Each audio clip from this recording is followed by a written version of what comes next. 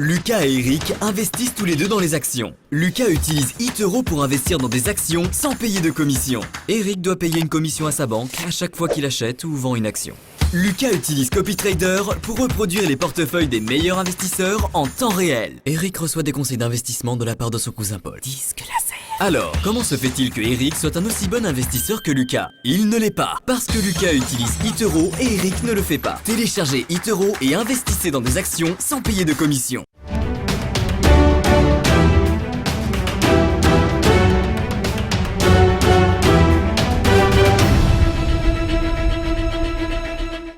On va maintenant retrouver Mathieu Driol, analyste technique senior chez Day by Day, pour nous parler du ChronoCAC. Bonjour Mathieu.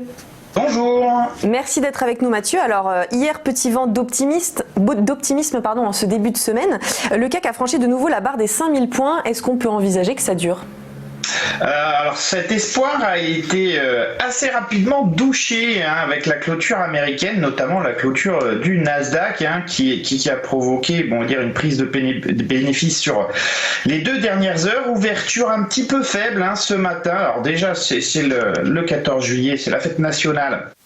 Et donc ça va pas encourager sur ce long week-end la venue d'investisseurs, mais en plus ça fait vraiment quelques jours où les volumes sont assez faibles. Si on regarde d'ailleurs le graphique, on s'aperçoit depuis le 15 juin qu'on a vraiment beaucoup de mal à répliquer la force des indices américains. Alors oui, les creux sont toujours ascendants, vous voyez, soutenus par la moyenne mobile à 200 périodes, ça c'est un élément fort, mais l'indice a vraiment du mal à réaliser de nouveaux plus hauts, des sommets ascendants, et c'est ça vraiment qui va caractériser une tendance haussière. On le voit d'ailleurs, on a refranchi les 5000 hier, on les réintègre ce matin avec un petit gap baissier intraday.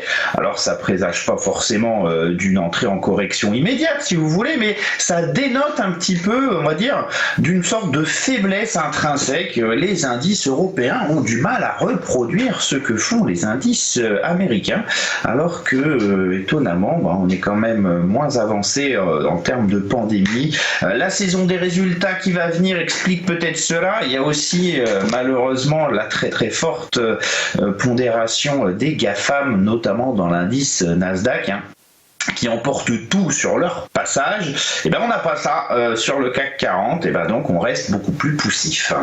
Merci beaucoup Mathieu Driol pour cette analyse. On vous retrouve dans quelques instants pour les Market Movers.